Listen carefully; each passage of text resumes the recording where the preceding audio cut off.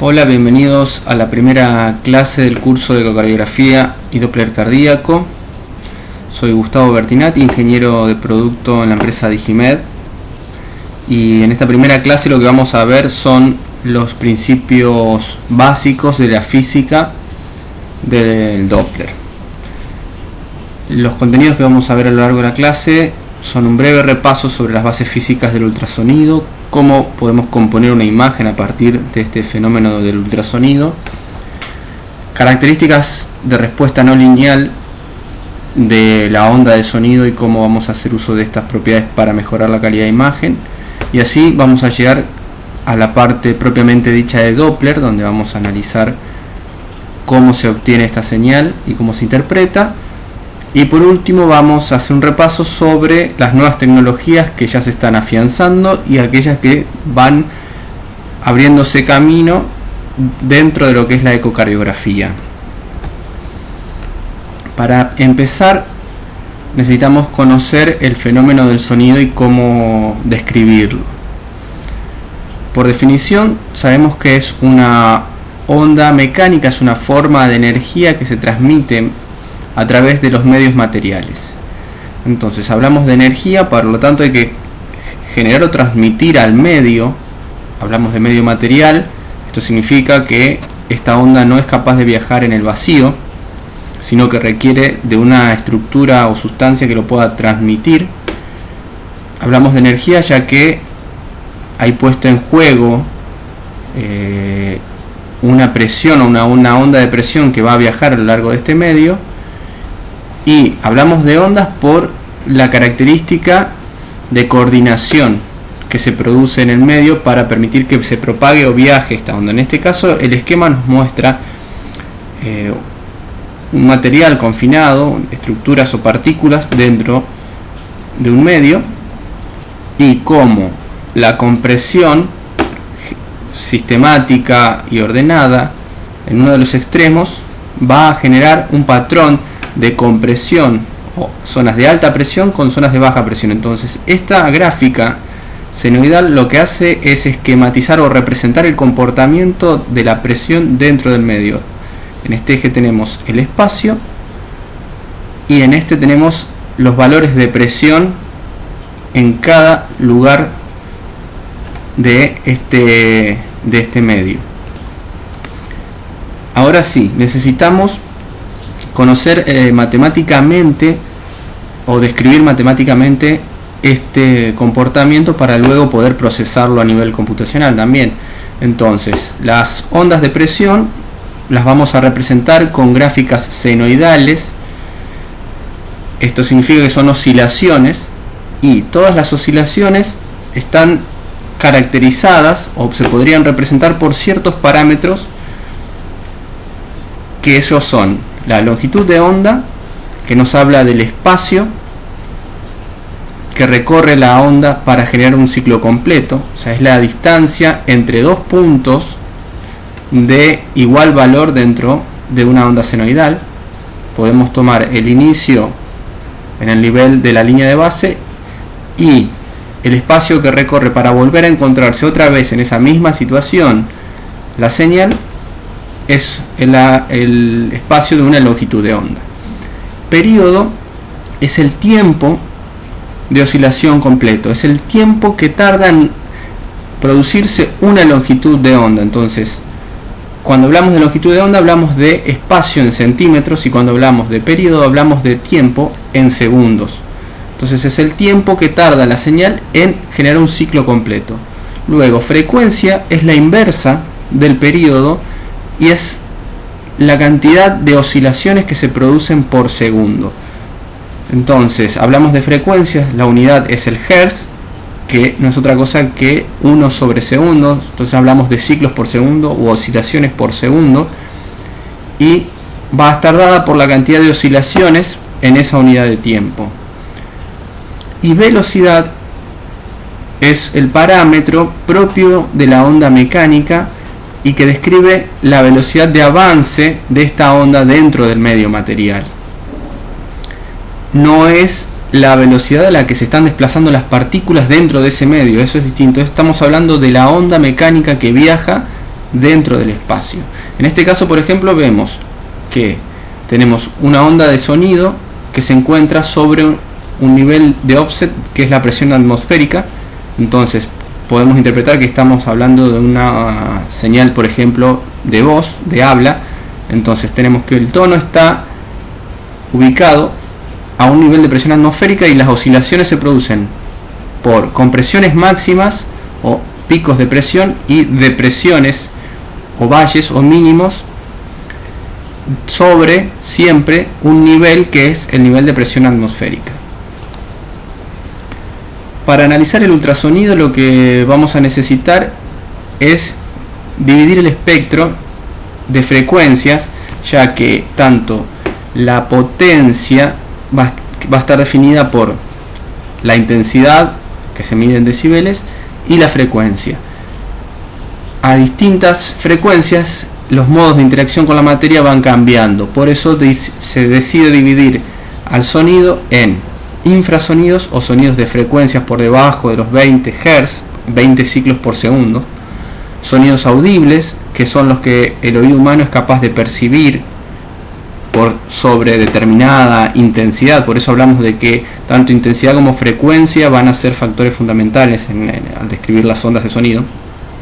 Entre 20 y 20.000 ciclos por segundo, 20 kHz, son los sonidos que el oído humano puede captar. Por sobre los 20 kHz hablamos de ultrasonidos, y por encima del gigahertz de frecuencia hablamos de hipersonidos.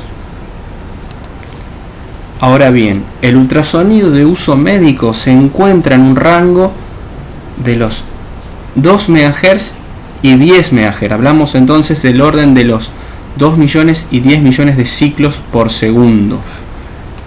En ese rango se encuentra el ultrasonido de uso médico. Entonces podemos ver que entre los 20 y los 20 kHz hablamos de audiofrecuencia o sonidos audibles. Por sobre los 20 kHz entramos en la zona de ultrasonido de uso industrial o el sonar, y uso médico de los 2 MHz a los 10 MHz. En la actualidad ya tenemos transductores con capacidad para trabajar en el orden de los 18 MHz cuando se hacen estudios superficiales, y hasta inclusive 20 MHz. Este esquema al pie de la pantalla nos representa la idea de frecuencia. Vemos que entonces una señal de 2 Hz a lo largo de un segundo cumplió 2 ciclos completos. Por eso hablamos de 2 Hz o 2 ciclos por segundo. Al hablar de 2 MHz tenemos que imaginarnos que esto se va a producir 2 millones de veces en un segundo. Esto nos va a dar una idea o nos permite ubicarnos que vamos a necesitar generar una oscilación o una perturbación en el medio mecánico 2 millones de veces. Para ahora poder aplicar esta onda de sonido en el cuerpo humano tenemos que conocer el medio en el que va a viajar. El medio es fundamental ya que va a condicionar el comportamiento de la onda de sonido. Hablábamos de la propagación o la velocidad de esta onda. Luego de hacer un análisis infinitesimal de cómo responde la onda de sonido, la onda mecánica, dependiendo del medio, encontramos que la velocidad a la que va a viajar es independiente de la frecuencia, de la longitud de onda, de la intensidad que apliquemos, sino que va a ser una constante.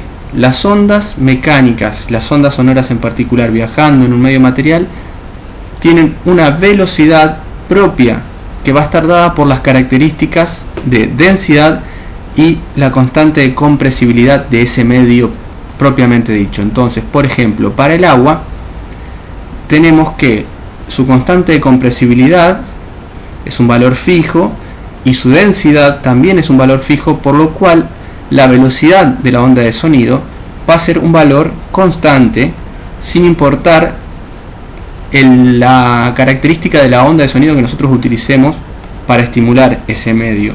Entonces son 1500 metros por segundo el valor de referencia para el agua. Como el cuerpo humano está constituido en un muy alto porcentaje por agua, el valor promedio que se toma para tejidos blandos es de 1540 metros por segundo. Este esquema nos muestra cómo entonces en un instante t0, z, este eje z nos indica la ubicación en el espacio. Vemos que una partícula que se encuentra en el instante t0 en un punto máximo de compresión, al instante siguiente, esta gráfica que se encuentra aquí abajo, vemos que esa misma partícula que estaba en un pico de máximo pasó a estar en compresión 0 y la partícula adyacente pasó a estar en un pico de compresión. Vemos cómo entonces la onda va viajando en el espacio, se va desplazando, y es lo que este esquema de aquí abajo también representa. Vemos que según las características del medio, si es un medio más denso como un sólido, la onda de sonido viaja mucho más rápido, ya que la energía se transmite de una partícula a la adyacente de modo más efectivo, con menos pérdida y mucho más rápido que en un medio gaseoso, donde hay más dispersión y por lo tanto la transferencia no es tan buena. Por eso la velocidad va a variar según el medio que estemos analizando. Para analizar la propagación del sonido, entonces vamos a tener ciertas variables que van a ser fijas. Nosotros sabemos que la velocidad está definido por el espacio recorrido en un determinado tiempo. Conocemos que el espacio que recorre una onda de sonido está dado por su longitud de onda, es el espacio que le lleva a recorrer un ciclo. Y sabemos que ese tiempo para ese ciclo es el período de lo que vimos en la primera filmina. Bien, entonces sabemos que ese valor de velocidad es constante dentro de un determinado tipo de tejido. Por lo tanto, si la variable de velocidad va a ser siempre la misma, 1540 metros por segundo para un determinado tejido, vamos a ver que de diferentes frecuencias la longitud de onda con la que vamos a poder trabajar va a estar condicionada por el medio. Entonces, si estimulamos con a 1 MHz, la longitud de onda va a ser de 1,4 milímetros, y así a medida que vamos subiendo la frecuencia, la longitud de onda con la que vamos a poder trabajar en ese medio se va reduciendo. Esta tabla, que parece compleja de comprender, en realidad es simple y nos fija una relación estable, y conceptualmente es muy importante, ya que estos principios van a determinar la posibilidad de resolución que tenga un transductor según sus frecuencias de trabajo, ya que la resolución está directamente ligada a la longitud de onda, sobre todo a la resolución axial. Vemos que a mayor frecuencia las longitudes de onda son más pequeñas, y una menor longitud de onda nos habla de mejor resolución. Por eso es importante comprender esta relación de proporcionalidad. Ahora vamos al otro concepto fundamental, que es el de impedancia acústica. Impedancia es análogo a resistencia, es la resistencia que va a poner el tejido al paso del sonido. Y otra vez vemos que este factor es directamente proporcional a la velocidad y a la densidad de ese medio. Como la velocidad de propagación ya sabemos que es constante, va a ser entonces la densidad del medio lo que va a hacer la diferencia a la hora de determinar la impedancia de ese tejido o la resistencia de ese tejido al paso de la onda de sonido. Vemos como el aire tiene una muy baja impedancia, los pulmones, por estar compuestos por un alto porcentaje de aire, también tienen una muy baja impedancia, y luego entramos en los tejidos blandos, donde el valor ya no varía tanto, pero es muy importante esta pequeña variación. ¿Por qué es importante la variación de impedancia? Ya que un cambio de impedancia entre un medio y otro hace que se produzca el fenómeno de refracción, que va a producir los ecos que nosotros necesitamos para poder generar la imagen. Entonces, cada vez que la onda de sonido se encuentre con una interfase y un cambio de impedancia, o sea, una estructura, por ejemplo, de tejido graso pase a una estructura de tejido del tipo de riñón, vamos a tener un cambio de impedancia, y ese cambio de impedancia va a generar un eco. Por otra parte, es importante que la reflexión sea parcial y permita la transferencia de energía, o sea que no queremos que toda la energía de la onda de sonido rebote y en forma de eco, sino que también se transmite a través del tejido. Por eso una impedancia muy alta como la de los huesos no nos beneficia, ya que no podemos ver más allá, no podemos atravesar con el sonido la estructura ósea. Entonces, conociendo el parámetro de impedancia que se representa con la letra Z, vamos a tener distintos modos de interacción de la onda de sonido con la materia. Estos fenómenos o efectos son muy parecidos o son análogos a los de óptica cuando analizamos la luz. Tenemos reflexión, refracción y transmisión. Y vamos a ver cómo influye las diferencias de impedancia entre un tejido del tipo 1 con una impedancia 1 y un tejido con una impedancia 2. Entonces tenemos una interfase, una onda de sonido con una determinada potencia o intensidad que incide sobre este tejido, y vamos a tener una intensidad que se va a reflejar y una parte que se va a transmitir. Entonces, la relación de estas dos tipos de impedancia nos va a determinar qué porcentaje de la onda se va a transmitir y qué porcentaje se va a reflejar, y está dado por esta fórmula. Entonces tenemos la intensidad que incide, la intensidad reflejada en realidad va a ser el producto de la intensidad que incide por este factor determinado por la diferencia de impedancias entre tejidos. Bien, la reflexión, refracción y transmisión van a interactuar con esta superficie respetando o siguiendo determinadas leyes que también son análogas a las de óptica. En un modelo ideal, una superficie con un alto valor de impedancia va a generar una reflexión del tipo especular, donde el 100% de la señal que incide es reflejado, y es reflejado en un ángulo